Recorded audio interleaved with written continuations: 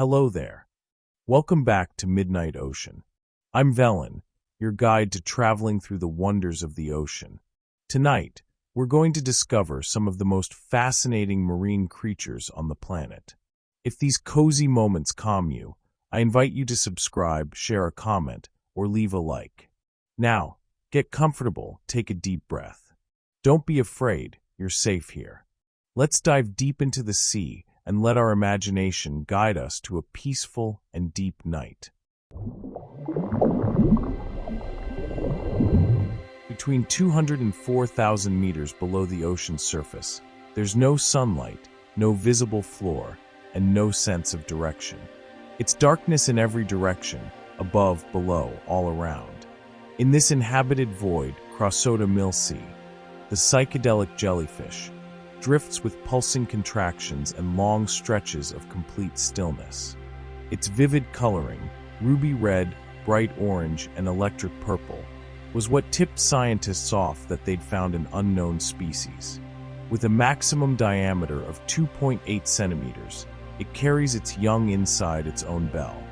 The babies are different sizes, pointing to distinct stages of development.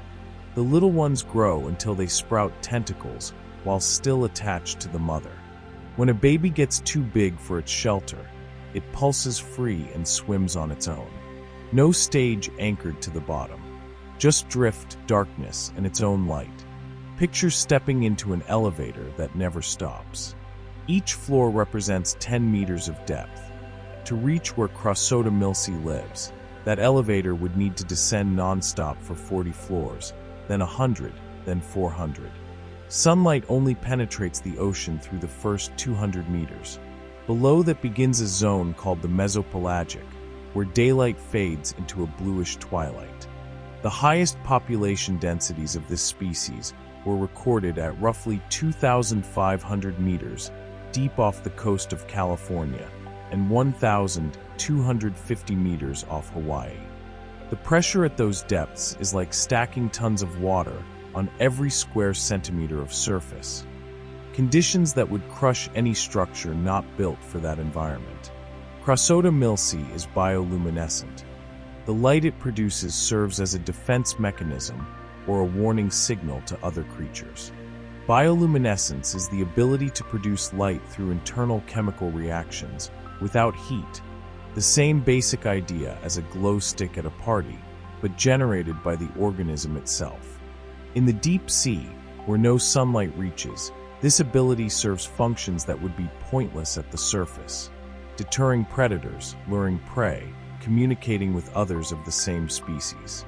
Crossota milsea emits light at wavelengths visible even in absolute darkness, a biological lantern hanging in black water, signaling its existence in an environment where normal visibility would be zero. Unlike many jellyfish that rely on passive drifting, Crossota milsea is an active swimmer, pulsing its bell to navigate the deep ocean. Its life cycle doesn't include the typical sessile polyp stage. It stays in medusoid form for its entire life. Most known jellyfish alternate between a phase anchored to the bottom, called a polyp, and a free-swimming phase, called a medusa. Crossota milsea skips the fixed phase entirely. It's born free, lives free, reproduces free. It never touches the bottom, never anchors itself. Its whole existence plays out in suspension, in a water column with no visible floor and no reachable ceiling. They're viviparous. Females incubate baby medusae attached to the gastric canals inside the subumbellar space. To picture this, imagine an open umbrella flipped upside down. The inside of the bell, called the subumbellar, is the concave space where the young develop, attached to internal structures of the mother called gastric canals. These canals carry nutrients through the body. The embryos are literally connected to the mother's digestive system during development, an arrangement that's unusual even among marine invertebrates. No nest, no external nursery, just the architecture of the body itself as shelter. Females produce eggs that develop directly into small medusae, which live in the subumbellar region between the mother's radial canals. Various developmental stages of C. milcy have been documented photographically. The fact that offspring at different stages coexist inside the same mother suggests that reproduction doesn't happen in synchronized cycles. Different eggs start developing at different times, creating a kind of staggered nursery inside the mother's bell. When observed by remotely operated underwater vehicles, these offspring appear as tiny structures visible through the mother's translucent walls, each one already carrying the species' characteristic shape, just at a smaller scale. The burnt orange color of the inner bell and the bright pink to lavender of the canals and manubrium make live specimens of this species hard to mix up with any other known hydromedusa. The manubrium is the central hanging structure, essentially a suspended stomach, visible through the translucent bell like a colorful jewel inside glass. That intense coloring in an environment with no sunlight seems like a contradiction. Why invest in elaborate pigmentation where no eyes can see it by normal light? The answer lies in the photoreceptors of deep-sea organisms themselves, which pick up specific wavelengths of bioluminescence. What looks invisible to human eyes becomes highly visible under the luminous palette of the deep. C. milcy was first described in the Pacific Ocean off Hawaii and California. It was later found in the Arctic Ocean and in Guayanilla Canyon, off the coast of Puerto Rico. NOAA researchers who filmed it in 2018 called it the psychedelic jellyfish. Its wide geographic range, from the Pacific to the Arctic to the tropical Atlantic, suggests the species has adapted to diverse ocean conditions, from icy polar waters to deep equatorial regions. That kind of versatility is rare.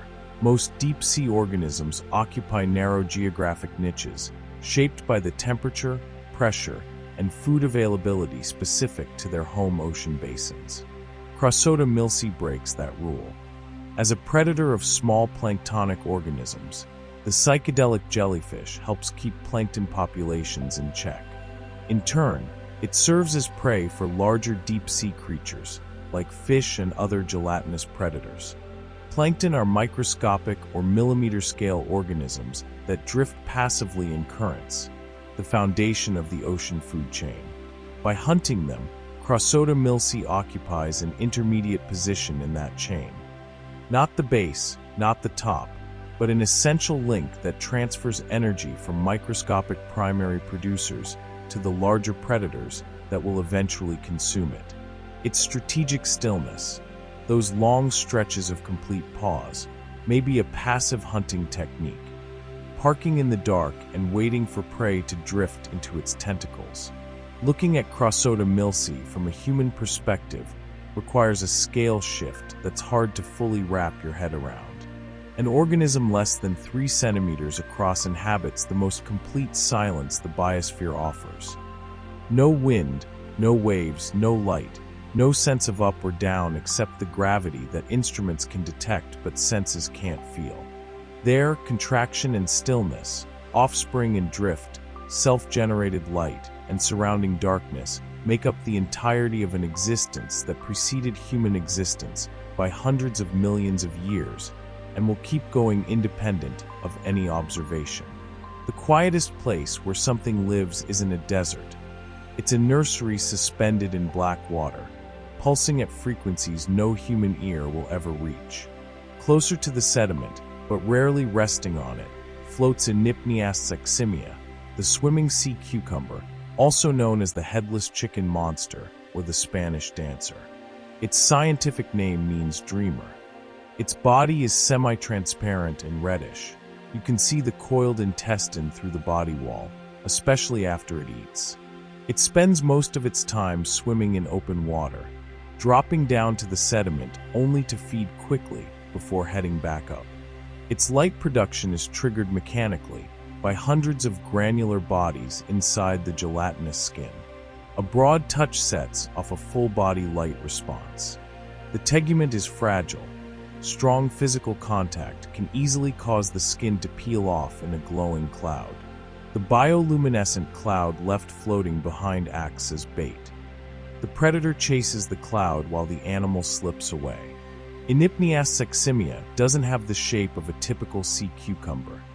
The gelatinous, bulbous animal sits vertically in the water, topped by an umbrella-like rim that helps it swim with a rowing motion through the deep sea. Conventional sea cucumbers crawl along the bottom like marine earthworms, ingesting sediment and extracting organic matter. Enypnias seximia ditched that sedentary lifestyle. Its upper rim, a membranous structure that circles the top of the body, works like an oar or a sail, moving in coordinated undulations that propel the animal upward and forward. The visual effect is disorienting, an apparently headless, red, translucent creature rowing itself through the dark. The ever-present swimming Enypnias seximia always swims down to fill its intestine with nutritious sediment, feeding very quickly for a sea cucumber, stuffing handfuls of sediment into its mouth like there's no tomorrow, and then swims away with a full gut. Deep-sea sediment looks inert, but it contains concentrations of bacteria, decomposed organic matter, and particles that have sunk from upper layers, collectively called marine snow. For Enypnias seximia, the bottom is both a restaurant and a pantry. Go down, eat fast, leave. This strategy cuts down time exposed to bottom predators and allows the animal to exploit scattered feeding areas, covering horizontal distances a crawling sea cucumber could never manage. It's been observed defecating before taking off to shed excess weight, leaving behind a clean, aerated mold of sediment. This ecologically important process of churning deep-sea sediment, similar to what an earthworm does on land, is known as bioturbation. Bioturbation is the marine equivalent of what earthworms do to soil. Turn it over, aerate it, redistribute nutrients. When Enypnias seximia ingests compacted sediment and expels it processed, it creates a physically different structure on the bottom. Tiny channels, air pockets, redistributed layers. Multiplied across entire populations on vast ocean floors, this action slowly transforms the chemistry and physics of the sediment, affecting the bacterial communities living in it and the nutrients available to the rest of the food chain. Light production in Enypnias seximia is mechanically triggered and produced by hundreds of granular bodies inside the animal's gelatinous integument. Local stimulation produces a localized response that gradually spreads across the entire surface of the animal. Broad stimulation triggers a full-body luminescent response. Imagine pressing a single pixel on a screen that then lights itself up, expanding until the whole display is on. That's the mechanism. A pinpoint touch sets off localized activation that cascades through the tissue. The speed of that spread depends on the intensity of the stimulus. A gentle touch lights up one area. A strong impact illuminates the entire organism within seconds. This graduated response allows for different levels of signaling, from a subtle alert all the way to full alarm. The integument of Enypnias seximia is quite fragile, and intense physical contact can easily cause the skin to peel off in a glowing cloud. That skin shedding isn't accidental or harmful. It's a deliberate strategy encoded by natural selection. The luminous cloud left floating in the space the animal occupied milliseconds before pulls all of the predator's visual attention. While the attacker's eyes follow the pulsing light, Enypnias seximia is already rowing away into the dark. The sacrificed skin isn't waste. It's biological bait, a calculated sacrifice of regenerable tissue in exchange for survival. Other animals use tails or limbs as distractions. This sea cucumber uses its own glowing skin. Species in this genus have developed fin-like structures with membranes at both the anterior and posterior ends of their bodies, which allow them to swim and lift off from the ocean floor and travel significant distances in the water column. These membranous structures at both ends of the body work as front and rear propellers, providing directional control that a regular sea cucumber never has. Enypnias seximia can adjust its angle of ascent, change direction, speed up, or slow down as needed.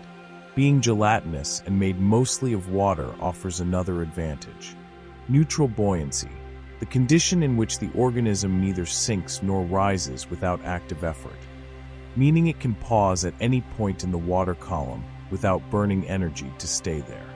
A benthopelagic species, typically seen floating above muddy and sandy bottoms, but frequently descending to briefly feed on marine snow, organic particles that drifted down from above and now rest on the sediment. Marine snow is the poetic name for the constant rain of organic particles falling from the upper layers. Remains of dead plankton, animal waste, fragments of plant matter. That snow feeds the ocean floor. Without it, the deep would be even more barren. Enypnias saximia positioned itself evolutionarily at the interface between the bottom and the water column, tapping resources from both environments without fully committing to either. It's a resident of two worlds at once. The first record of the animal in Antarctic waters came in October 2018, when an Australian team captured footage of Enypnias saximia with a camera deployed in seas near East Antarctica. That record extended the species' known distribution to extreme latitudes, confirming that the animal can handle significant variations in temperature and pressure. Deepwater organisms are often discovered late because accessing that environment requires expensive technology. Remotely operated vehicles, crewed submersibles, high-pressure resistant cameras. Every expedition to the ocean floor still has a reasonable shot at finding species never recorded before, which makes the deep sea one of the last genuinely unexplored territories on the planet. Enypnias saximia carries out, on a tiny scale and in the ocean's deepest silence, an unlikely combination of behaviors. It ascends, descends, feeds, evacuates, radiates light, sheds skin, escapes. Each of those actions solves a specific problem imposed by an environment with no light, invisible predators, and scattered food. The nickname Dreamer, drawn from the Greek roots of its scientific name, seems like a poor fit for a creature with such precise strategies. Maybe the deep sea, where everything happens in slow motion compared to the surface, gives human observers that dreamlike impression. For Enypnias saximia, though, every descent to the bottom and every glowing ascent represents urgency and calculation, not drifting, survival choreographed millimeter by millimeter in the dark. In the twilight zone between 200 and 1,000 meters deep, Histiotuthis heteropsis, the strawberry squid, swims at an angle, one eye aimed upward and the other downward. The large left eye looks up to detect the shadows of prey against the faint light still filtering from above. Its tubular shape helps it collect as much light as possible. That eye often has a yellow lens to see through the bioluminescent camouflage of prey. The small right eye looks down, scanning for flashes of bioluminescence produced by prey or predators in the darker water below. Its red mantle, covered with dozens of photophores spread across its surface, looks just like a strawberry covered in seeds. The red coloring, in the absence of red light below 200 meters of depth, functions like black, invisible. The strawberry squid is born with two identical eyes, and the two grow in completely different ways over the course of its life. The mesopelagic zone of the ocean stretches from 200 to 1,000 meters below the surface. This dim home has two very different light sources, sunlight and bioluminescence. To understand the visual challenge this zone presents, imagine a room where the ceiling gives off an extremely faint glow and the floor is dotted with scattered, intermittent sparks. Looking up means reading silhouettes against a diffuse, luminous background. Looking down means detecting bright pinpoints against absolute black. Those two tasks call for radically different optical setups, and Histiotuthis heteropsis solved that problem in a way no engineer would ever deliberately design, by developing two completely different eyes in size, shape, and lens pigmentation. The large left eye aims upward, hunting for shadows cast by prey in the faintly lit water above. The tubular shape of the eye helps it collect as much downwelling light as possible. That eye often has a yellow lens to see through the bioluminescent camouflage of prey. The squid's small right eye aims downward, hunting for flashes of bioluminescence produced by prey or lurking predators in the darker water below. The yellow lens in the large eye works like a polarizing filter. Many animals in the mesopelagic zone produce blue-green bioluminescence to blend in with the downwelling light, a strategy called counterlumination. The yellow filter cuts out that frequency, revealing the real outline of the prey where there appeared to be transparency. It's like wearing special glasses to see ink that's invisible to the naked eye. Evidence was found of an upward orientation in the large eye and a slight downward orientation in the small eye, facilitated by an oblique body posture with the tail raised. It was also observed that 65% of adult H. heteropsis had yellow pigmentation in the lens of the larger left eye. That tilted posture, tail up, head pointing slightly downward, isn't accidental. Positioning the large eye toward the surface maximizes the detection area for silhouettes. Tilting the body creates the necessary angle without requiring the animal to turn its head, a structure squids don't have. The entire body functions as a mount for the optical system. Posture and anatomy co-evolve to solve the same problem of asymmetric lighting. Histiotuthis heteropsis isn't born looking strange. It grows into the weirdness. As a juvenile, its eyes are identical in size. Two symmetrical eyes at birth, then gradually diverging, one expanding its chamber and elongating into a tubular shape, the other keeping its smaller, rounder proportions. This differentiated development happens over months, as the animal descends deeper into the ocean and starts dealing with the lighting asymmetry of the mesopelagic zone. The change isn't sudden. It's a gradual buildup of differences that become functionally significant once the animal reaches its final maturity and depth. Histiotuthis heteropsis is a small pelagic cephalopod species distinguished by its asymmetric eyes, one large and tubular, the other small and rounded, and by a bright red mantle covered in numerous bioluminescent photophores that give it the appearance of a fruit. Photophores are light-producing organs, specialized structures containing luminescent cells called photocytes, often paired with tiny reflective mirrors and focusing lenses. Each visible dot on the strawberry squid's mantle is an individual photophore, capable of emitting controlled light. Dozens of these organs cover the body like seeds on a strawberry, hence the common name. That pattern isn't decorative. It's an active communication and camouflage system. Like many deep-sea animals, the strawberry squid is bright red. Food is scarce in the deep sea, so animals need to develop unique strategies to find food and to avoid becoming food themselves.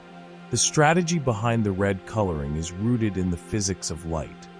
Longer wavelengths, red and orange, are absorbed by water well before reaching mesopelagic depths.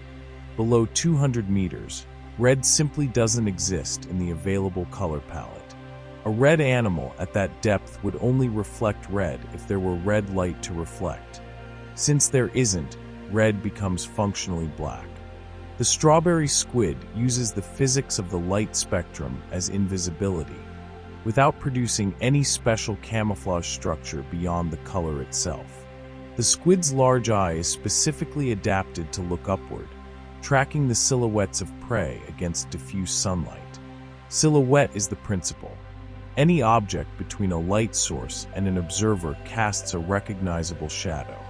In a zone with faint downwelling light, prey swimming above the strawberry squid appear as dark shadows against a slightly luminous background, identifiable outlines even when the details are invisible. The large tubular eye maximizes photon capture in that direction. Its elongated shape works like a primitive telescope, concentrating the few available rays onto a sensitive retina. It's the biological equivalent of a light meter aimed at the surface on an underwater camera. The eyes of Histiotuthis heteropsis are dimorphic in both size and lens pigmentation for specialized vision in the mesopelagic zone of the ocean. Ocular dimorphism, two different eyes on the same animal, is rare in nature but not unique to this species. What makes Histiotuthis heteropsis remarkable is the degree of differentiation. Not just different sizes, but functionally distinct shapes, lenses, and orientations, each one solving a specific visual problem. In comparative neuroscience, this arrangement offers a unique window into understanding how nervous systems process simultaneous visual information from incompatible sources. Diffuse photons from above, bioluminescent pinpoints from below, and integrate them into a coherent perception of the environment. The team based their conclusions on more than 150 underwater videos of the squid and on tests using visual simulations. 150 video records accumulated over 25 years of expeditions with remotely operated underwater vehicles in Monterey Submarine Canyon. That's the database that made it possible to confirm the animal's actual behavior in its environment. Lab observations with captured specimens tend to alter behaviors. Animals in captivity don't replicate natural postures. The in situ videos revealed that the tilted position, tail up, large eye aimed at the surface, is a consistent posture, not a stress response to capture. The behavior filmed in the deep is the real behavior. The strawberry squid carries in its very body the solution to a problem that took human researchers decades to understand. Two eyes born identical, diverging in purpose as depth increases. A red mantle that is invisibility. Photophores that are simultaneously camouflage and communication. An oblique posture that is an optical instrument. Each feature exists because, at some point in the deep history of this lineage, organisms with minimal variations of these structures survived where others didn't. The result is a sensory apparatus that splits the visual universe in two, silhouettes above, sparks below, and acts on both with precision, in an environment where seeing is literally the difference between eating and being eaten. In the same space where the strawberry squid swims at an angle, Cystosoma magna, the crystal amphipod, has the most radical camouflage solution of all. Its entire body is transparent. Its exoskeleton is covered by tiny fuzzy structures, or a thin layer of biofilm. Tiny spherical bacteria, just nanometers in diameter, work like the anti-reflective coating on eyeglasses to help Cystosoma blend in an environment where there's nowhere to hide from predators. Its eyes are enormous and cover up to a third of its body, helping it find transparent prey in the faint light still filtering from above. Its retinas spread out in a thin layer of tiny dots to reduce the shadow it casts below. The mother carries her offspring, which are reflective and visible, in a pouch on her chest, momentarily compromising her own invisibility. Amphipods are crustaceans, distant relatives of crabs and shrimp, but with a laterally flattened body and no rigid carapace covering the thorax. Most live on the seafloor or on damp beaches. Cystosoma magna belongs to a subgroup called Hyperiids, adapted to life in the open water column. Cystosoma belongs to a suborder of marine crustaceans called Hyperiid amphipods, found in every ocean, from just below the surface to near the bottom. Transparent species like Cystosoma tend to live between 30 and 1,000 meters deep, where light gets progressively dimmer. In that zone, light exists, but it's weak enough to make transparency a viable strategy for invisibility. Cystosoma has a serious need for stealth.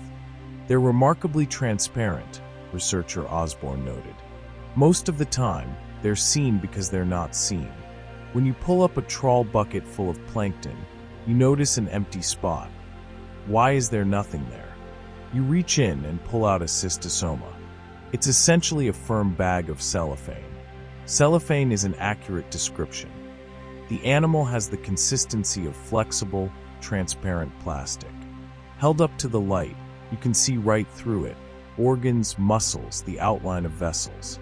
In the ocean lit from above, that transparency makes the animal visually disappear, but with one flaw: any transparent surface in contact with light still reflects some of it. Water reflects, glass reflects, cellophane reflects, and in the deep, a single reflection is enough for a predator to find its meal.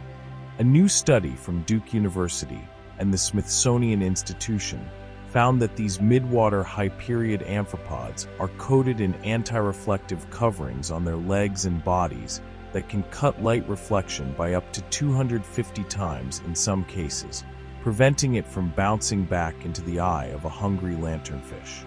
250 times less reflection is like taking a metallic surface down to the level of a flat black painted wall.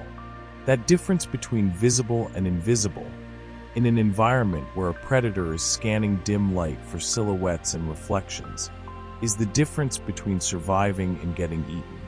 The solution didn't come from internal engineering. It came from the outside, in the form of microscopic organisms that colonized the crustacean surface. This coating of tiny spheres reduces reflections the same way putting fuzzy carpet on the walls of a recording studio would dampen echoes, said researcher Laura Bagg. When viewed under an electron microscope, the optical coating appears as a layer of fairly uniform beads, smaller than the wavelength of light. The wavelength of visible light ranges between 380 and 700 nanometers. The bacteria are smaller than that. When structures smaller than the wavelength of light cover a surface densely and irregularly, they destroy the coherence of rays trying to reflect off it. Instead of a clean specular reflection, the light scatters in random directions without returning to the observer. It's the same principle that makes the inner surface of professional camera lenses matte and rough, eliminating internal reflections that would degrade the image. Having anti-reflective surfaces on the appendages is particularly useful because these have high surface area to volume ratios and move constantly, giving them potentially prominent visibility. The evidence points to the particles being nanoplanktonic bacteria that have entered into an exosymbiotic relationship with the amphipods. Yet another example of the many roles bacteria play in the lives of eukaryotes. Exosymbiosis is when one organism lives on the external surface of another in a mutually beneficial relationship. The bacteria gain a stable substrate and access to nutrients. The amphipod gains invisibility. Neither one designed this arrangement. It emerged because colonized individuals survived longer and passed on that tendency toward colonization, while bacteria on suitable surfaces proliferated more. The crystal amphipod's eyes are massive and cover up to a third of its body, helping it find transparent prey in the faint downwelling light. Its retinas spread out in a thin layer of tiny dots to reduce the shadow they cast below. A conventional retina, thick and pigmented, casts a discernible shadow below the animal in a zone with light coming from above. Cystosoma solved this problem by spreading the photoreceptors into a layer so thin and dispersed that the shadow dilutes until it becomes unrecognizable. The trade-off is that each individual point of the retina captures very little light. The animal compensates with giant eyes that maximize total aperture. The distributed retina sacrifices photoreceptor density per area, but gains invisibility. Gelatinous animals are on the crystal amphipod's menu. Cystosoma has been observed using its sharp claws to tear off chunks of gelatinous tissue from a ctenophore. Ctenophores are transparent animals similar to jellyfish, but with no phylogenetic relationship to them, efficient predators of the mesopelagic zone. For Cystosoma, hunting equally transparent prey presents a sensory challenge. Locating something that, like itself, absorbs and reflects minimal light. Its giant upward-facing eyes detect the ctenophore's silhouette against the residual brightness coming from the surface. The same strategy as the strawberry squid's large eye, but in a crustacean that solves its own invisibility problem through completely different mechanisms. The yellow mass is a brood pouch full of eggs, which provides some visual contrast in pregnant females. Otherwise, the combination of exceptional transparency, anti-reflective bumps, and layers of spherical bacterial nanoplankton on the cuticle makes Cystosoma vanish from sight. The golden brood pouch abruptly breaks the invisibility plan that's built into every other part of the animal's anatomy. The mother becomes detectable during gestation, a yellow glowing point in the middle of transparent nothing. This temporary vulnerability is the cost of viviparous reproduction. Carrying the offspring protects them from external predators, but exposes the mother for weeks or months. The trade-off between protecting offspring and maternal survival is an equation with no perfect solution, only solutions less imperfect than the available alternatives. Looking at Cystosoma magna, a crustacean the size of a human hand that disappears in lit water, means confronting a form of invisibility that doesn't rely on color, pattern, or behavior, but on optical physics operated by organisms even smaller than itself. The animal doesn't produce its own armor, it gets colonized by it. It doesn't control it, it depends on it. Every generation of Cystosoma that survived long enough to reproduce was the one colonized by the right bacteria, at the right moment, on the right surfaces. The accumulated result is an animal that exists visually only as an absence, a void in the water column that, when caught in a net, reveals the unexpected firmness of a solid, complex body, camouflaged not by the color of the water, but by the extinction of its own reflected light.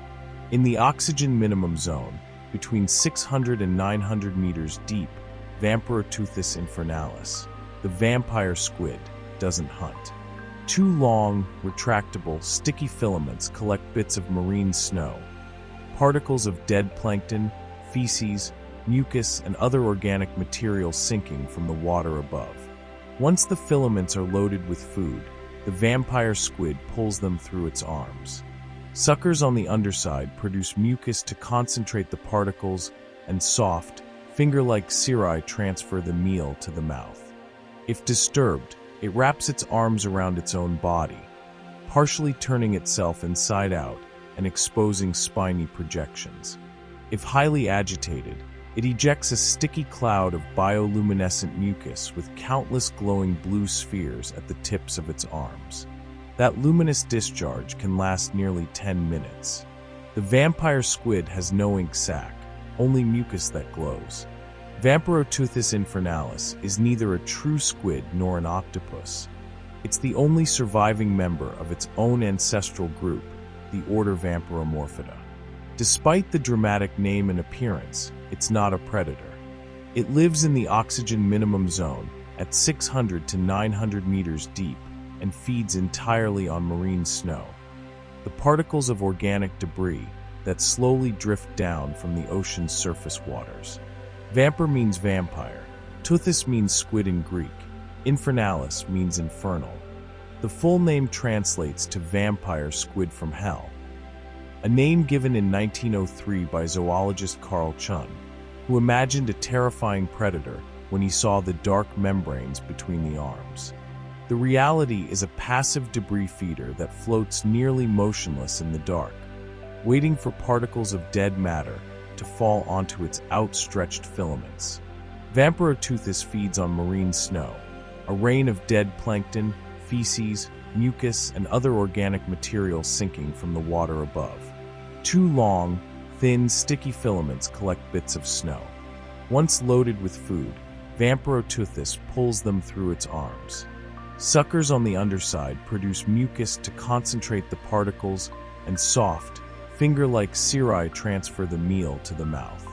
Cirri are soft projections resembling cilia or tiny fingers. Along the arms of Vampiroteuthis, these cirri work like sweepers. They collect particles off the filament's surface after the mucus has clumped them into a manageable mass, pushing the food ball toward the central mouth. It's sweep feeding, not capture feeding, closer to a slow filter feeder than to any hunting cephalopod. Videos showed that vampire squids often drift motionless in the water, extending one of their thin filaments, up to 8 times the length of their own body, like a fishing line. The vampire squid suckers were covered by cells that produce mucus, which the animal apparently uses to collect and stick individual particles of marine snow. 8 times its body length. For a 30-centimeter Vamparoteuthis, that puts filaments of up to 2 meters and 40 centimeters out into the surrounding water column. While the animal stays completely still, saving oxygen and energy, the filaments passively sweep a volume of water far larger than the animal's body, intercepting marine snow that would otherwise drift past uncaptured. It's fishing by territory, not by speed. Vamparoteuthis thrives in the oxygen minimum zone, where oxygen levels are just a fraction of those near the surface. Its passive feeding strategy requires very little energy, making it ideal for life in low-oxygen environments.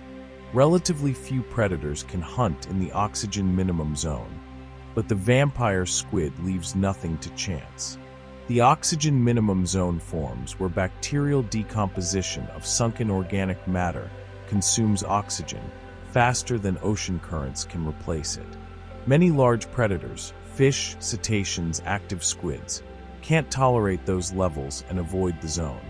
Vamparoteuthis settled itself precisely in that inhospitable refuge, paying the price of a drastically reduced metabolism in exchange for protection from hunters that need more oxygen than the environment provides. When threatened, the vampire squid flips its cape of webbed arms inside out, changing its appearance to confuse predators. If the danger persists, the tips of its 8 arms glow with pulsing blue bioluminescence, another form of visual misdirection.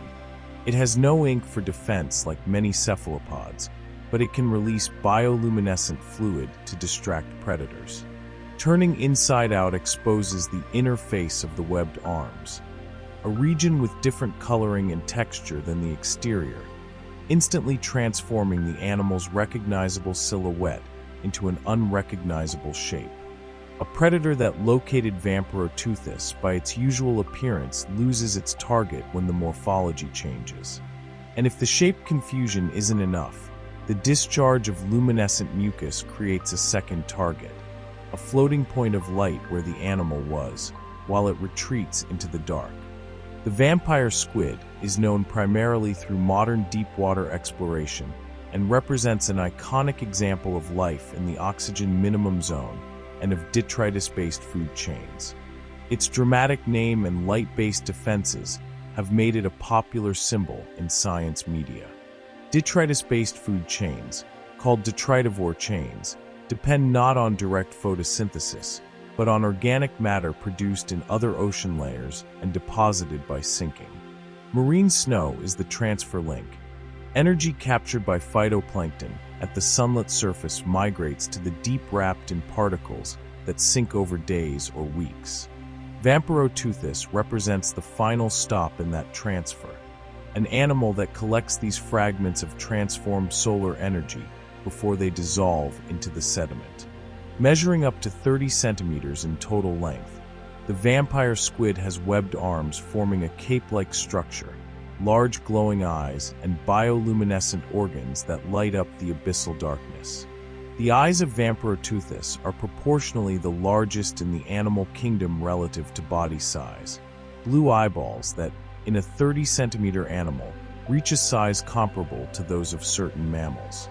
That eye size maximizes photon capture in the mesopelagic twilight, allowing the animal to detect the bioluminescence of other organisms at distances that smaller eyes couldn't reach. Seeing well in the dark, even without actively hunting, allows it to escape predators that occasionally penetrate the oxygen minimum zone on quick forays. Vamparoteuthis infernalis is generally a slow animal, since it has a low metabolic rate that allows it to conserve energy. This physiological adaptation results from its oxygen-deficient habitat. It's most often seen swimming or gliding horizontally through the water, using its fins. A low metabolic rate means each available oxygen molecule sustains the vital systems longer. The heart beats more slowly. Muscles work at reduced intensity. Digestion proceeds at a crawl. This across-the-board slowdown lets Vamperoteuthis squeeze the maximum out of environments where other cephalopods would suffocate in minutes. It's an existence calibrated to the bare minimum, not as a failure, but as a sophisticated strategy for making a niche habitable when most complex creatures can't even get in.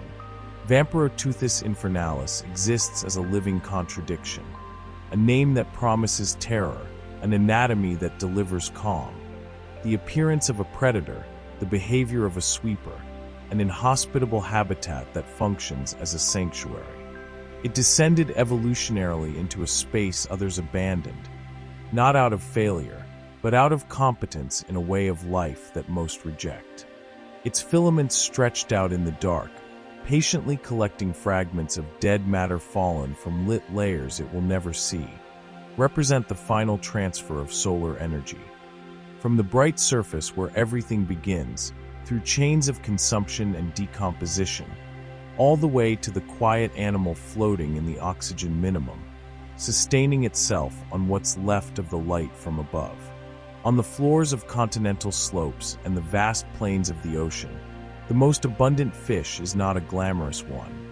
It's Coryphenoides sp, the rat-tail fish or grenadier, with a large head, prominent eyes, and a body that tapers down to a thread-thin tail. Found at great depths from the Arctic to the Antarctic, members of this family are among the most abundant deep-sea fish. The family as a whole may account for up to 15% of the deep-sea fish population. They range in length from about 10 centimeters in the graceful grenadier to 2.1 meters in the giant grenadier. Individual specimens of the species Coryphenoides acrolepis have been recorded at 73 years of age.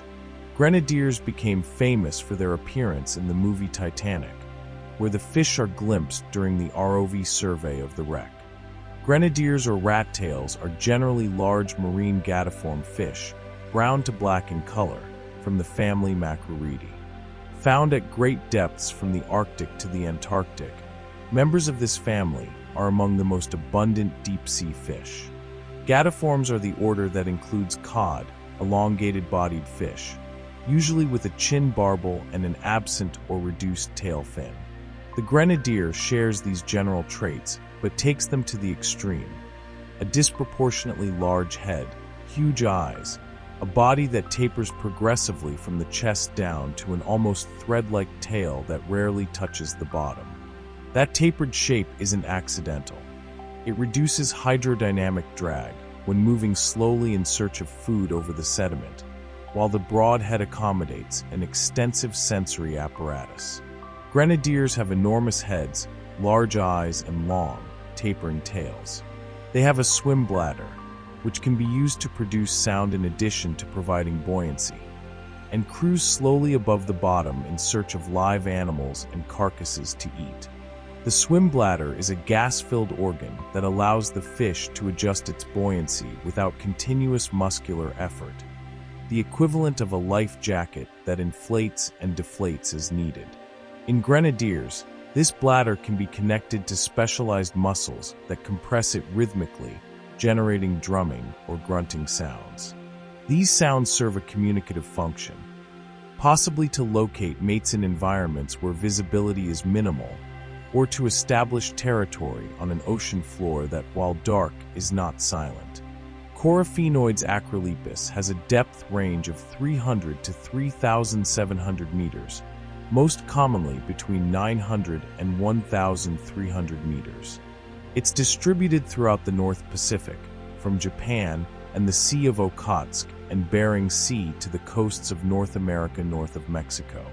That vast geographic range, spanning half the North Pacific in latitude and more than 3 vertical kilometers in depth, requires considerable physiological versatility. Surface pressure is 1 atmosphere. At 3,700 meters, it's 370 atmospheres. Temperature ranges from nearly 0 to 4 degrees Celsius across that stretch. The grenadier keeps enzymes and cell membranes functioning through that gradient through specific molecular adaptations, including compounds called trimethylamine oxide that stabilize proteins under high pressure. Grenadiers are long-lived. Individuals of Coryphaenoides acrolepis have been recorded at up to 73 years of age. They're generalists in terms of diet, consuming smaller fish, crustaceans, cephalopods, and others. They're considered top predators in their ecosystems. 73 years on the ocean floor means a grenadier born in the 1950s could, in principle, still be alive today. Extreme longevity in deep environments is a recurring pattern. Slow metabolism, low temperatures, and the absence of ultraviolet radiation reduce cellular wear and tear. Age determination in abyssal fish uses otoliths, tiny bones in the inner ear that accumulate annual layers of calcium carbonate, like rings in a tree trunk. Counting those layers under a microscope revealed ages that surprised the researchers themselves when the first results came in. Grenadiers became famous for their appearance in the movie Titanic, where the fish are glimpsed during the survey of the wreck by a remotely operated vehicle. The Macruridae family is large and diverse, with 34 genera and 383 recognized species. They range in length from approximately 10 centimeters in the graceful grenadier to 1.5 meters in the giant grenadier. The Titanic rests at 3,800 meters deep in the North Atlantic, well within the grenadier's typical depth range. When James Cameron's ROVs lit up the rusted hull, the grenadiers swimming past the cameras weren't performing for the film. They were simply in the environment where they've always lived, disrupted by the unusual lighting from the submersible's floodlights. To them, the sunken ship is just an irregular surface on an ocean floor they've been cruising for decades. The family as a whole may account for up to 15% of the deep-sea fish population. They're known for producing large numbers of eggs, more than 100,000, tiny, 1 to 2 millimeters in diameter, made buoyant. 15% of all abyssal fish belonging to a single family is a remarkable proportion, especially for a family most people have never heard of. Their abundance is explained by dietary versatility. They eat almost anything available, and by a wide vertical distribution that lets them exploit multiple ocean strata. The buoyant eggs rise to shallower layers where there's more food for the larvae. The young grow in intermediate waters and progressively migrate deeper as they mature, following a depth gradient that mirrors the species' complete life cycle. Grenadiers cruise slowly above the bottom in search of live animals and carcasses to eat. Russians have been catching these fish for food for many years, and their numbers are declining in those waters. Commercial fishing of long-lived, slow-reproducing species is problematic for straightforward arithmetic reasons. A grenadier that takes decades to reach reproductive maturity and produces offspring that will also take decades to reproduce cannot replenish decimated populations on the timescale of a fishing operation. The population resilience of this species has been classified as very low, minimum population doubling time of more than 14 years, even without fishing pressure. With ongoing extraction, recovery becomes unlikely within time frames that are relevant to fisheries management. Major attempts have been made to establish a commercial fishery for the larger, more common species, such as the giant grenadier, but the fish is considered unpalatable. Unpalatable is a cultural and culinary judgment. Grenadier flesh is watery, has a gelatinous texture, and carries a strong smell of trimethylamine, the compound that protects its proteins from abyssal pressure, but which, at the concentrations present in the tissues, produces the characteristic odor of old fish. Cooked fresh, with proper preparation, grenadier is consumed in some cultures. Processed and sold as generic fillet, it frequently shows up in markets without buyers knowing what they're purchasing. The animal's abundance, 15% of all abyssal fish, makes fishing it economically tempting even given the challenging flavor. The grenadier exists where almost nothing exists with such consistency and in such numbers. On abyssal plains, continental slopes, submerged canyons, and the flanks of underwater mountains that most people will never know exist. While charismatic deep-sea animals capture the attention of researchers and documentary filmmakers, the grenadier cruises relentlessly through the dark, eating whatever it finds, reproducing slowly, living for decades. It's the most common fish in one of the most extensive environments in the biosphere. The ocean floor covers more than half of the planet's surface. And even so, it remains unknown to most of humanity, which inadvertently shares the planet with 73 years of individual history packed into each of those tapered bodies, gliding over the sediment in the silence and cold of the bottom of the world. Between 300 and 1,000 meters deep, Chiroteuthis calyx, the swordfighter squid, swims with a transparent body and large eyes that reveal its internal organs. Juveniles of the species have ornate tails as long as their own bodies. For years, marine biologists couldn't figure out what that tail was for. The answer was found in ROV footage. Juvenile Chiroteuthis calyx mimic siphonophores of the genus Nanomia. The shape and color of their tails allow them to position themselves like the elongated floats and stinging tentacles of these organisms. Siphonophores have stinging cells. Predators avoid them. The young squid protects itself inside that illusion. In the adult stage, the tail disappears, and in its place, a bioluminescent photophore at the tip of each tentacle is suspended downward. Researchers believe the squid uses these lit-up tips to lure unsuspecting prey. In the deep sea, there's nowhere to hide.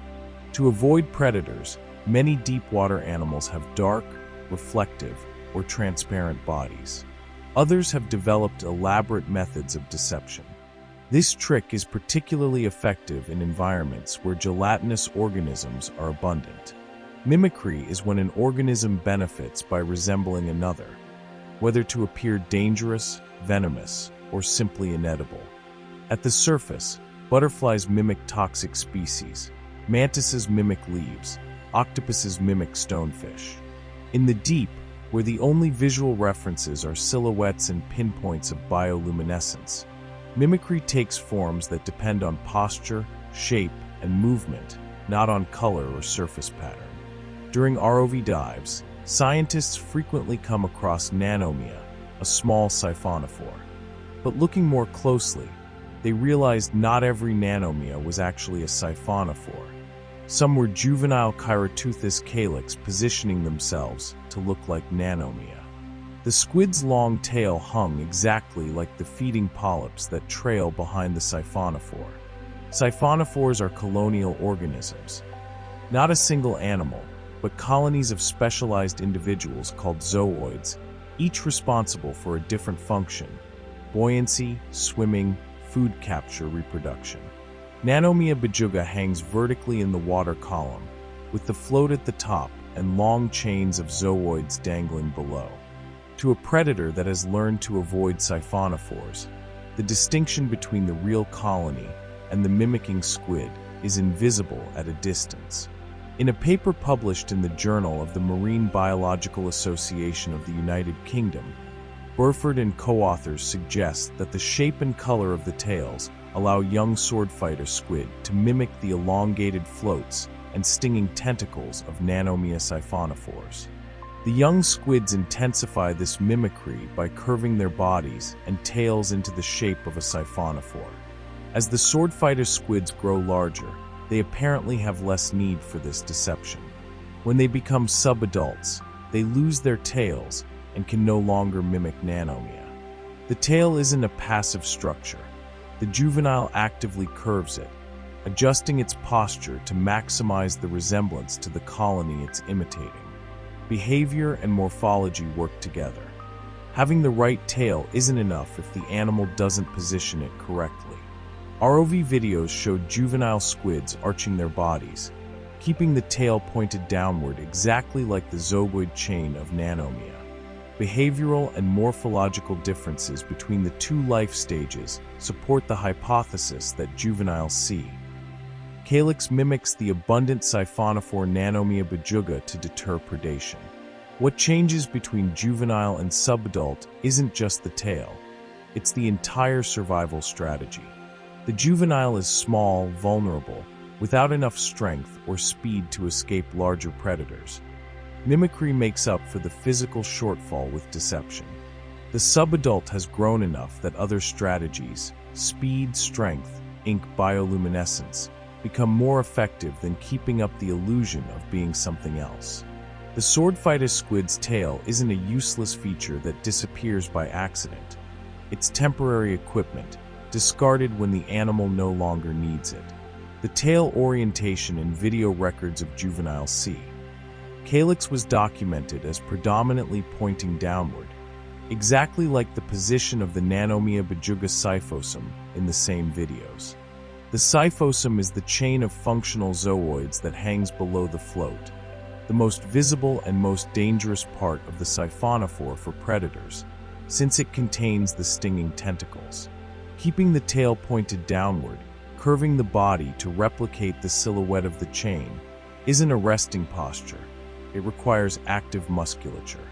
The records showed consistency in that orientation across dozens of independent observations, which rules out coincidence and confirms intentional, repeatable behavior. Siphonophores have stinging cells, cnidocytes, capable of paralyzing prey and causing pain to predators that touch them. Many mesopelagic fish and crustaceans learn, through experience or instinct, to avoid the characteristic vertical silhouette of Nanomia. The swordfighter squid exploits that conditioning. By exactly replicating the appearance of the organism that causes pain, it redirects the predator's avoidance behavior toward itself, without possessing any chemical defenses of its own. It's reputation parasitism, borrowing someone else's dangerous reputation without paying any of the cost of actually being dangerous. In the adult stage, Chiroteuthis calyx becomes an active predator. Subadult Chiroteuthis calyx extend feeding tentacles to capture prey, flipping the role from hunted to hunter. The transparency of the adult body, now without the ornate tail, serves as a different kind of camouflage. Not the juvenile's active mimicry, but the passive invisibility of a body that lets light pass through without reflecting. The photophores at the tips of the tentacles suspended downward create bioluminescent bait, pinpoints of light floating in the dark, drawing in smaller creatures that investigate light sources as potential food, and find instead the squid's mouth. Recent studies suggest that, contrary to historical predictions, deep-sea cephalopods display a wide variety of visual behaviors, comparable to or greater than the number recognized in ethograms of shallow-water squid. An ethogram is the complete inventory of observed behaviors in a species, the equivalent of an animal's dictionary of actions. The surprise researchers felt upon discovering that the swordfighter squid has behaviors as varied as those of shallow reef squid reveals just how underestimated the deep sea remains. The deep environment imposes severe constraints: cold, darkness, pressure, scarce food. But it doesn't simplify behavior. In certain cases, the demands of survival produce behavioral solutions more sophisticated than those found in environments with more available resources. The swordfighter squid carries in its life cycle a transition no biologist would have predicted without ROV footage. It's born a mimic, becomes a hunter. Between those two states, the ornate tail, which seemed like an inexplicable anomaly for decades, turns out to be a temporary passport to survival in an environment where the line between safe and lethal is measured in milliseconds of visual recognition. The juvenile that can pass as a siphonophore long enough to grow up becomes the adult that no longer needs to fool anyone, and becomes, for smaller creatures, exactly the kind of threat it once pretended to be. Among all deep-sea vertebrates, Idiocanthus antrostomus, the Pacific black dragon, has the most extreme division between the sexes. Females reach about 60 centimeters in length and have fong-shaped teeth and a long chin barbel. Males are small, around 8 centimeters, and brownish in color. They have no teeth, no barbel, and no stomach. Unable to eat, the male lives just long enough to reproduce. The female is black. Her skin absorbs 99.95% of common light wavelengths, with tightly packed melanosomes that function as biological vantablack. Even the lining of her stomach is black to block any light that might be produced by the bioluminescent animals she eats. At night, she rises toward the surface to hunt crustaceans and small fish, returning to the depths before dawn. Idiocanthus antrostomus is noted for having ultra-black skin, similar to pigments like vantablack, achieved through tightly packed melanosomes that allow its skin to absorb 99.95% of common light wavelengths in its habitat. Vantablack is a synthetic material developed by engineers that absorbs virtually all light that hits it, used in telescopes and military applications. The black dragon arrived at the same result through a completely different mechanism. Melanosomes, which are cellular organelles containing melanin, packed so densely and with such precise geometry that any light that passes between one melanosome and the next is immediately captured by its neighbor, with no way out. The result is a surface that doesn't reflect, that doesn't visually exist to any eye scanning for reflections. Some of the fish studied had ultra-black coloring only around the abdomen, which prevents the stomach from glowing after eating a bioluminescent meal. The Pacific black dragon has a bioluminescent lure it uses to attract prey. Without its ultra-black skin and its transparent anti-reflective teeth, the light from the lure would allow prey to spot the danger nearby and not be fooled by the glowing bait. The specific problem the ultra-black skin solves in the stomach is this. When the black dragon swallows a bioluminescent prey, a light-emitting fish, a squid with active photophores, that light keeps glowing inside the stomach for some time. Without a black inner lining, the predator's abdomen would light up like a lantern, giving away its position to larger predators. The solution is to line the digestive cavity with the same material that covers the skin, making the stomach just as opaque as the outside. Being ambush predators, their bodies are an intense black, and even the stomach is lined with black tissue to block any light that might be produced by the bioluminescent animals they eat. Along their dark bodies, Pacific black dragons have several rows of specialized light cells, called photophores, which are likely used to attract mates. They have a separate light organ at the tip of the long barbel hanging from the chin, used as a lure to draw prey into their tooth-filled mouths. The barbel is an elongated, flexible structure hanging from the female's chin like a luminous antenna. The tip ends in a light-emitting organ that pulses or glows in a controlled way. The prey investigating the glowing dot in the dark moves directly toward the mouth hidden inside the invisible body. The trap depends on two inseparable elements. The lure must be visible, and the predator must be completely invisible. The male Pacific black dragon is less than 15% of the female's length. It has no chin barbel lure, no teeth, and no stomach. It doesn't eat, having received all the energy it will ever have from the egg yolk at birth. In its short life, its only goal is to mate with a female. All the energy needed for the male's adult life is contained in the egg's yolk, the nutritional reserve that accompanies the embryo through development. When it hatches, the male already carries all the fuel it will ever use. There's no replenishment, no feeding, no digestion. Its metabolic systems slowly burn through that supply, sustaining vital functions and the reproductive apparatus for however long it takes to find a female and fertilize her eggs. The melanosomes have a size, shape, and arrangement that can help direct light not absorbed by one individual melanosome toward others in the layer, trapping even more light. Other dark-colored fish tend to have gaps without pigmentation between melanosomes. This allows more light to be reflected, and makes the fish more visible. The newly discovered mechanism is simpler than the way birds or butterflies achieve ultradarkness. Birds and butterflies that display ultradark colorations use complex nanostructures, three-dimensional arrangements of material that disintegrate light through interference. The black dragon uses a simpler principle: circular melanosomes at optimal size and density that redirect unabsorbed light to neighboring melanosomes until nothing is left to reflect. It's an elegant solution by simplicity.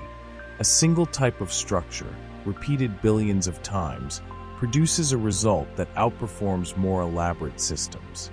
The sexual dimorphism of the black dragon, the extreme difference in size, morphology, and function between male and female of the same species, is the most radical recorded among vertebrates. A 60-centimeter female with a complete hunting system, an 8-centimeter male with no capacity for digestion. Females have black skin while males of Idiacanthidae are dark brown. In the related species Idiacanthus facila, females have a well-ossified skeleton while males have a cartilaginous skeleton. Even the structural material of the body diverges between the sexes. The male, designed to function only during the briefest reproductive window, doesn't need a robust skeleton to support decades of hunting. It's minimal construction for a single purpose: find a female, reproduce, disappear. The Pacific black dragon is covered with photophores along both its lower and upper surfaces, and has photophores under its eyes and at the tip of a long barbel. These photophores distributed across the body serve a different function from the barbel lure. They likely communicate with other members of the species, signaling presence, reproductive status, identity. In an environment where two animals of the same species might never cross paths in a lifetime, emitting recognizable patterns increases the odds that the rare encounter will be seized. For the stomachless males, each photosignal is potentially the only reproductive encounter possible before the egg fuel runs out. The female black dragon has photophores along her body. These specialized cells are capable of producing light, likely used to attract potential mates. The female, then, stacks multiple roles: a hunter with invisible skin and a barbel lure to capture prey, a photophore emitter to signal potential mates, the carrier of the reproductive destiny of males that have never eaten and never will. That concentration of capabilities in a single body form, while the male exists as a minimal reproductive apparatus, represents one of the most asymmetric distributions of biological investment ever recorded in nature. Looking at the Pacific black dragon means confronting two organisms of the same species that seem to belong to completely different biological categories. The female inhabits the deep as a self-sufficient system of hunting and reproduction. The male exists as a seed with fins, burning through in weeks the energy the female would gain over years of hunting. The darkness that separates them is the same darkness that makes the female invisible, and it's in that darkness that the male spends his entire life's supply trying to find her before the egg fuel runs out, and the brief purpose for which he was born is either fulfilled or lost forever in the black void. Among the oldest animals with living representatives in today's oceans are crinoids, the feather star family Crinoidea, relatives of sea stars with a cup-shaped body from which feathery arms radiate outward. Some species have 10 arms, others have more than 200. Crinoids are the oldest echinoderms, with a fossil record going back 450 million years. They are exclusively filter feeders, capturing food particles with their arms. They can be found in every ocean, from shallow waters to depths of 6,000 meters, in tropical, temperate, and polar zones. The arms are covered with tube feet coated in sticky mucus. Each arm functions as an independent mouth and esophagus. Ciliated channels move captured food toward the central mouth. Some species swim briefly by moving their arms in waves. Most cling to rocks or corals with claw-shaped structures called cirri, waiting for food to arrive on the current. Crinoids are the oldest echinoderms with a fossil record going back 450 million years. They are unique among echinoderms for several reasons. They are exclusively filter feeders, capturing food particles with their arms. Echinoderms, the phylum that includes sea stars, sea urchins, sea cucumbers, and crinoids, are characterized by pentaradial symmetry, 5 axes of symmetry arranged like the spokes of a star. Crinoids have carried that symmetry since before the dinosaurs, before reptiles, before amphibians, before any vertebrate ever set foot on dry land. 450 million years ago, when the only complex animals lived in the sea, crinoids were already filtering particles with feathery arms, exactly as they do today. Crinoids, like other members of the phylum Echinodermata, are exclusively marine animals with pentaradial symmetry and water vascular systems. Although some groups have lost the stalk in adult forms, crinoids are considered to follow the stalked and radial morphology. Crinoids are generally considered the sister group to the remaining living echinoderm classes. The water vascular system is a structure unique to echinoderms, an internal network of fluid-filled channels that controls movement, feeding, and touch using hydraulic pressure instead of conventional muscle. In crinoids, this system feeds the tube feet of the arms, tiny structures coated in mucus that capture food particles from the current. It's biological hydraulics, fluid pressure, not muscle contraction, moves food pieces through the system. The tube feet are not used for locomotion, but for capturing tiny food particles from the current and passing them to the grooves. Hair-like cilia inside the ambulacral grooves then act like a conveyor belt, moving food toward the upward-facing mouth. Cilia are microscopic extensions that beat rhythmically, structures found in many biological contexts, from the human lungs that sweep mucus to the inner ears that detect sound. In the grooves of crinoid arms, cilia arranged in coordinated rows create a directional current that pushes particles stuck in the mucus toward the central mouth. The process is slow, continuous, and completely passive from the animal's point of view. It positions itself in the current, extends its arms, and the fluid physics and ciliary action do the rest. Crinoid arms are branched, so they can appear to have far more than 5 arms, up to 200 in fact. But in a complete animal, the number of branches will always be divisible by 5. These arms have numerous small lateral extensions called pinnules, which greatly increase the area available for feeding. Pinnules are the subdivisions of the arms, like secondary branches on a tree limb. Each pinnule carries rows of tube feet coated in mucus. A species with 200 arms, each subdivided into dozens of pinnules, each pinnule carrying hundreds of tube feet, produces a total capture area that can exceed several square meters in an animal anchored to just a few centimeters of rock. It's geometric maximization, doubling the capture area through fractal branching of the arms, without increasing the size of the main body.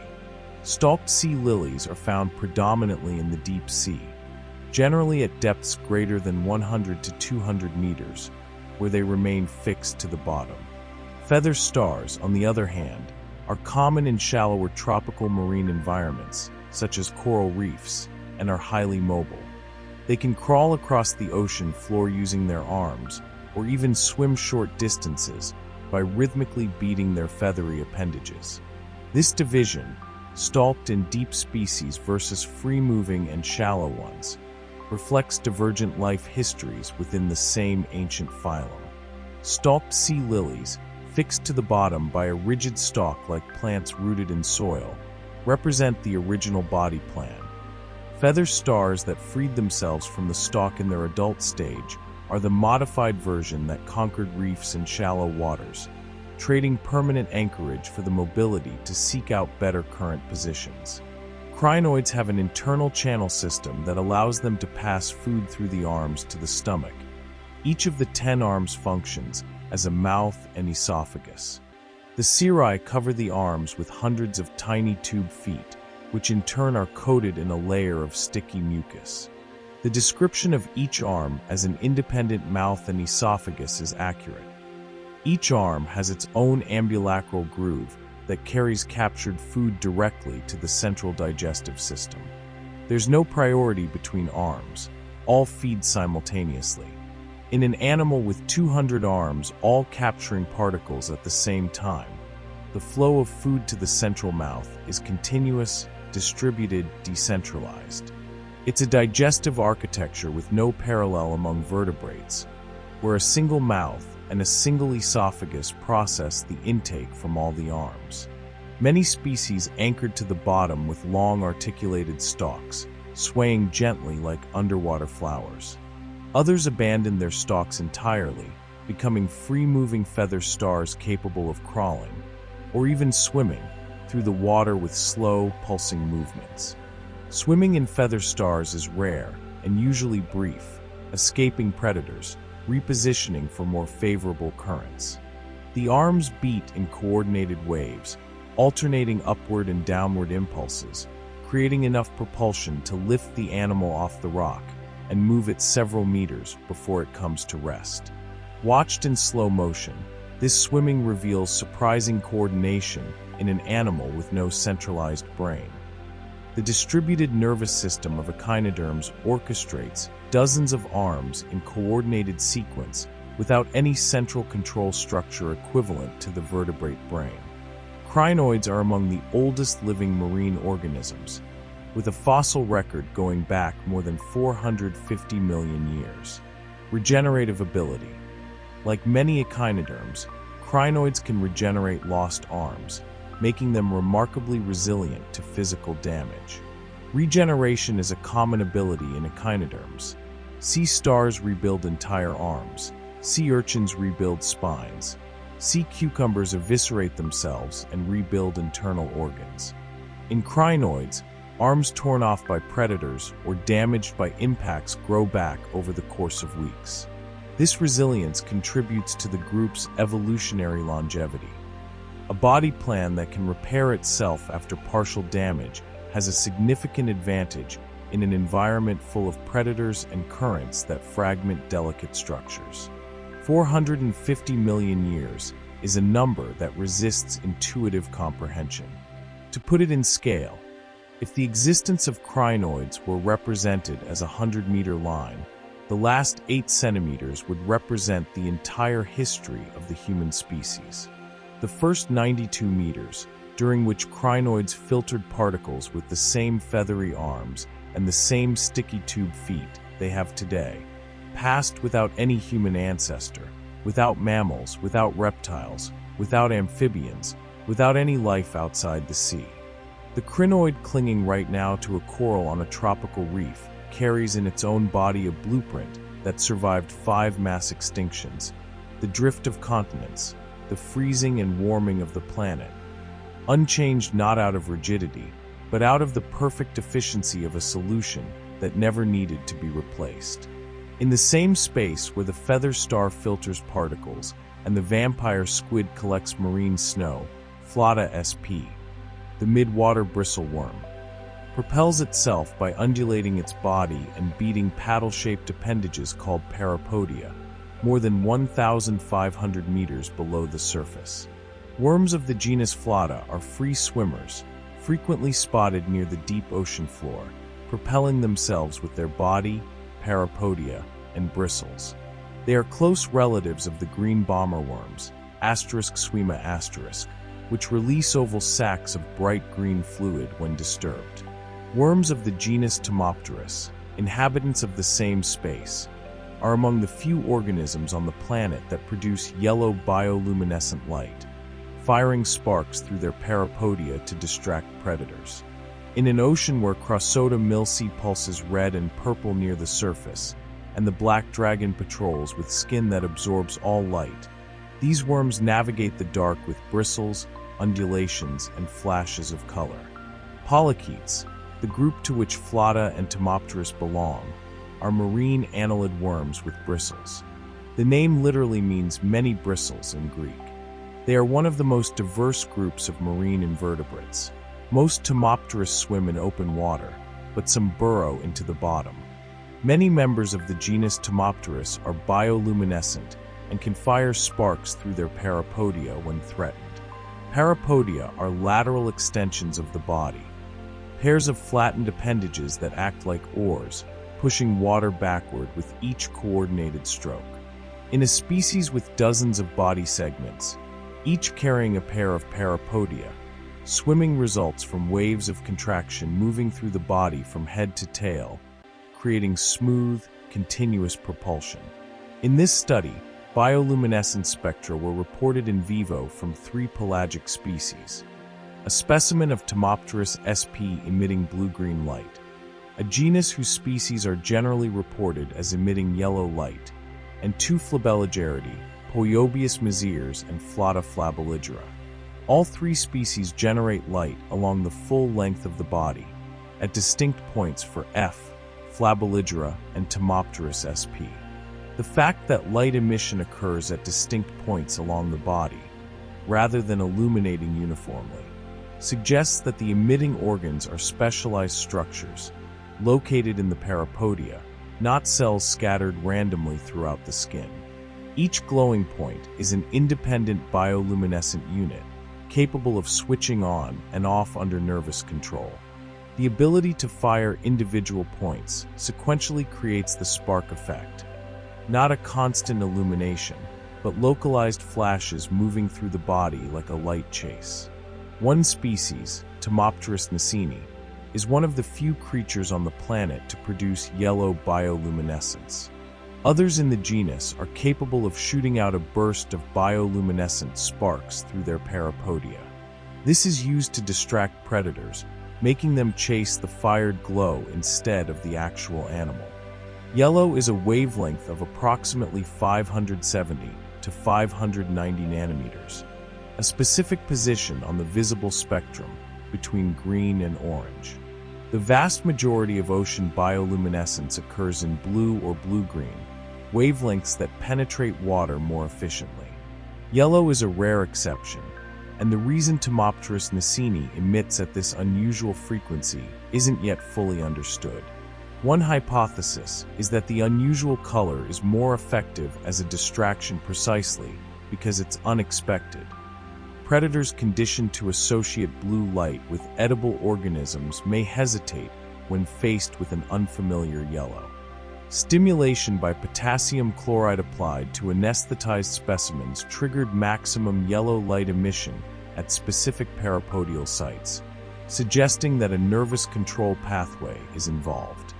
Pharmacological screening revealed sensitivity to carbachol, confirmed by a dose-light response, where physiological concentrations of carbachol induced flashes and higher concentrations induced continuous glowing.